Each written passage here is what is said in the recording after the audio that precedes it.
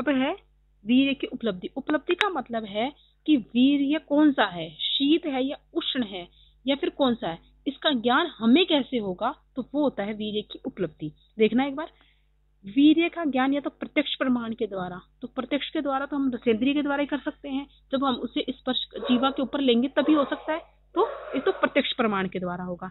या फिर हम अनुमान लगा सकते हैं, तो अनुमान हम कैसे लगाएंगे, उसके हमारे कर्म को, हमारे शरीर के अंदर उस द्रव्य के कर्म को देखते हुए। हरित की विरेचन करवा रही है तो इसका वीर्य कैसा होगा, उष्ण होगा या कैसा होगा, शीत होगा। तो विरेचन करवाने वाले कौन से होते हैं, उष्णी होते हैं, क्योंकि उनमें क्या होता है, अग्नि में आहूत पदार्थ होता है। तो उष्ण है तो विरेचन कर्म करवा रहा है। तो अनुमान प्रमाण के द्वारा तो हम अनुमान लगाएंगे कैसे, उसके शरीर के अंदर कर्मों को देखते हुए। प्रत्यक्ष के द्वारा कैसे लगाएंगे, हम उसको जीवा के ऊपर स्पर्श करवा के। देखना चरक के अनुसार, जीवा के स्पर्श से और जब तक द्रव्य शरीर के अंदर अधिवास करता है, यानी कि जब तक द्रव्य हमारे शरीर में रहता है तब इस वीर्य का ज्ञान होता है। देखिएगा, द्रव्य के वीर्य का ज्ञान शरीर के अंदर रहता है। द्रव्य के वीर्य का ज्ञान जब द्रव्य शरीर में अंदर रहता है तब, और शरीर में होने वाले कर्मों के द्वारा होता है। तो द्रव्य के वीर्य का ज्ञान कैसे हुआ, जब वो शरीर के अंदर गया, उसको हमने ग्रहण किया, उसने अपने कर्म किए, उसके द्वारा हमें उसका ज्ञान हुआ। मंडूक पर्णी मेद्य कर्म करती है तो उसके अंदर वीर्य कौन सा होना चाहिए, तो शीत वीर्य है उसके अंदर। तो मेद्य कर्म, तो उसने कर्म किया, उसके कर्म को हमने देखा, तो उसके कर्म को द्वारा हम देख पता किया इसमें वीर्य शीत है। देखिए निपात का मतलब क्या होता है, एक तो निपात के द्वारा, एक अधिवास के द्वारा, और कुछ द्रव्य होते हैं जिसका हम दोनों के द्वारा पता लगाते हैं। तो निपात के द्वारा तो हम शरीर के संयोग से या तो उसको टच किया हमने, तो या तो हमने स्पर्श इंद्रिय के द्वारा किया तो उसका पता लग गया कि यार उष्ण है या शीत है। आइस को टच किया या फिर किसी भी औषधि को हमने टच किया तो उसको पता लग गया हमने। तो या तो स्पर्श इंद्रिय के द्वारा या फिर जीवा के द्वारा अथवा त्वचा इंद्रिय यानी स्पर्श इंद्रिय हो गई कि संयोग मात्र से ही द्रव्य के वीर्य का ज्ञान हुआ। अधिवास का मतलब होता है कि जब तक द्रव्य शरीर में विद्यमान रहता है तब तक वीर्य का ज्ञान शरीर में होने वाली क्रियाओं के द्वारा होता है। वही बात आ गई, शरीर में अगर विरेचन कर्म किया तो कौन सा वीर्य है इसका पता लगाया, उसके कर्म को देखते हुए, उसके विरेचन कर्म, उसके मेद्य कर्म आदि कर्मों को देखते हुए उसका वीर्य का पता लगाना। अब कुछ द्रव्य ऐसे होते हैं जिनका ज्ञान जो होता है वो दोनों के द्वारा लगाया जाता है।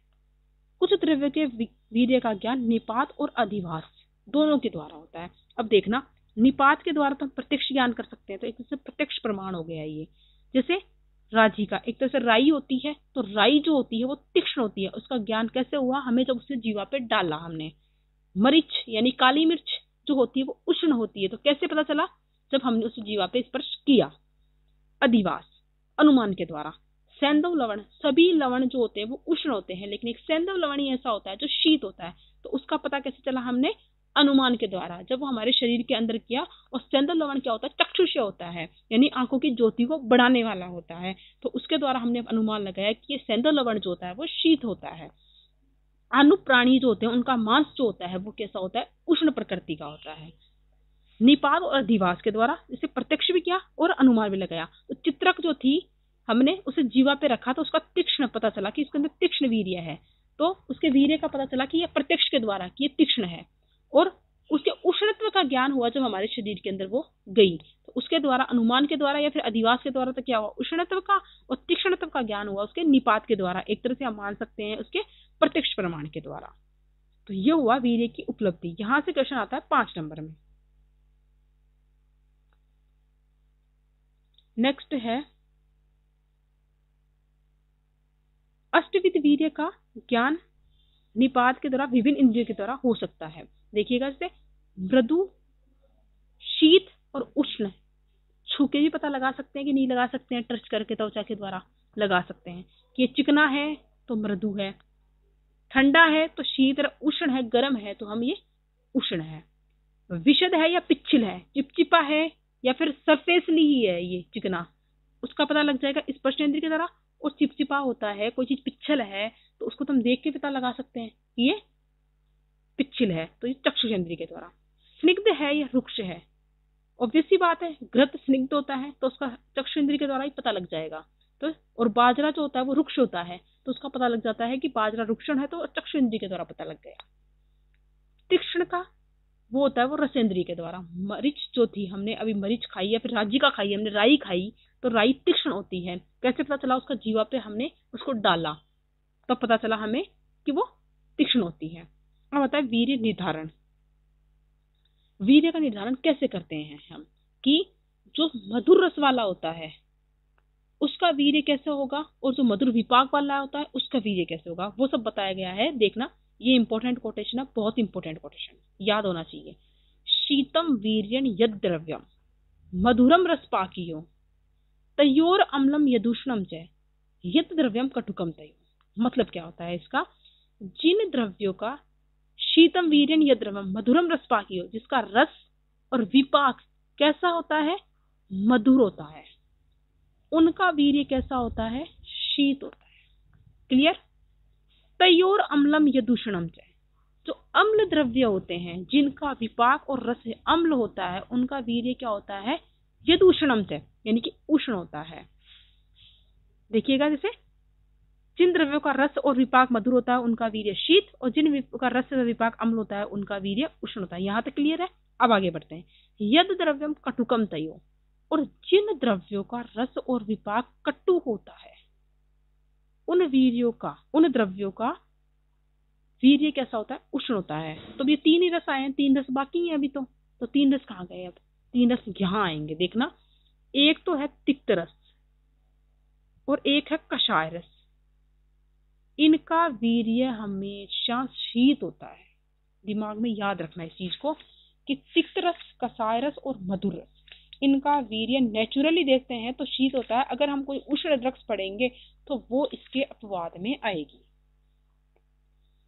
अम्ल रस था और एक लवण रस है, इनका वीर्य कैसा है? उष्ण है। और कटु रस का वीर्य कैसा है? उष्ण है। तो 3 रस हो गए उष्ण वाले। एक तो यहाँ पे आया हमारा अम्ल, एक तो अम्ल का उष्ण हुआ, एक कटु का उष्ण हुआ, और एक लवण का भी कैसा होगा? उष्ण। और बाकी 3 बचे जिनका क्या हुआ? तिक्त, कषाय और मधुर का शीत वीर्य। याद होना चाहिए ये। अब हम आगे बढ़ते हैं। अब अपवाद देखते हैं थोड़े से। एग्जाम के दृष्टि से आते नहीं है, एग्जाम के अंदर अपवाद पूछे नहीं जाते हैं, लेकिन अगर फिर पढ़ते हैं। देखना, अनुपमास रस होता है, वो रस में मधुर होता है। तो रस में जो चीज मधुर है तो उसका विपाक कैसा होना चाहिए? शीत होना चाहिए कि नहीं होना चाहिए? होना चाहिए। लेकिन यहाँ क्या है? उष्ण है, तो अपवाद हुआ। आम्लकी होती है, अम्ल रस है, तो अम्ल रस होती है, उनका विपाक होता है उष्ण, सॉरी उनका वीर्य होता है उष्ण। लेकिन यहाँ पर आम्लकी का वीर्य है शीत, तो अपवाद है कि नहीं है? सैंधव लवण, तो लवण जो होते हैं उनका सभी लवण जो होते हैं 5 प्रकार के लवण होते हैं। एक छठवा चुल्ली का लवण होता है, सॉरी सोबरचल लवण, चुल्ली का लवण ये होते हैं, और छठवा चुल्ली का लवण होता है। इन सभी प्रकार के लवण जो होते हैं उनका वीर्य जो होता है वो उष्ण होता है। लेकिन एक सैंधव लवण ऐसा होता है जिसका वीर्य शीत माना जाता है, क्योंकि ये चक्षुष होता है, आंखों के लिए हितकारी होता है। तो सैंधव लवण है, तो लवण रस वालों का वीर्य तो हमेशा उष्ण होता है। हमने पढ़ा भी है, मैंने ऊपर बताया अभी आपको। तो लवण है तो न उष्ण है, यानी कि शीत वीर्य होगा इसका। एक तरह से शीत ऑब्लिक करके शीत लिख लेना। अर्थ है, अब देखना, तिक्त रस है और तिक्त रस वालों का वीर्य कैसा? शीत, तो इसका वीर्य कैसा होता है? उष्ण। अगरू है, धूमपान के अंदर कौन सा लेते हैं? अगरू, तो अगरू का रस कैसा? तिक्त। तिक्त रस है तो वीर्य कैसा होना चाहिए? शीत। होता है क्या? उष्ण। गुरुचि है, तिक्त रस है, तिक्त रस है तो वीर्य कैसा होना चाहिए? उष्ण, सॉरी शीत। तो शीत है तो लेकिन इसका वीर्य कैसा है? उष्ण। तो क्या है ये? अपवाद। तो एक तरह से ये क्या हो गए? अपवाद वीर्य के। ये आपका वीर्य कंप्लीट हुआ। किसी को कुछ पूछना है?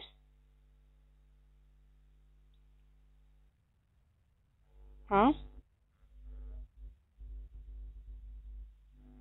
ऐसे कैसे हो सकता है? अभी तक तो ऐसा पढ़ा नहीं है हमने।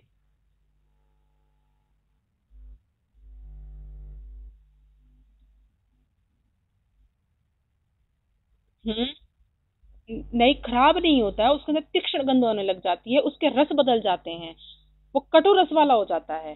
आप सुश्रुत संहिता में पढ़ोगे नेक्स्ट मतलब फाइनल के अंदर, जब हालांकि मैं जिसमें मैं पढ़ रही हूँ अभी, उसके अंदर लिखा हुआ है मनोरोग जो होते हैं उनके अंदर जो होता है वो कटु रस वाला होता है, तीक्ष्ण गंध वाला होता है, जिसी के कारण उसका यूज जो होता है वो मनोरोगों के अंदर किया जाता है, मानसिक रोगों में किया जाता है। उन्माद अपस्मार में आपने पढ़ा होगा ना, पुराण ग्रंथ। हाँ हाँ हाँ, पुराण घृत वही होता है, 100 साल बाद या फिर थोड़ा सा 1 साल पुराना, 10 वर्ष पुराना, यही होता है। लेकिन एक्चुअल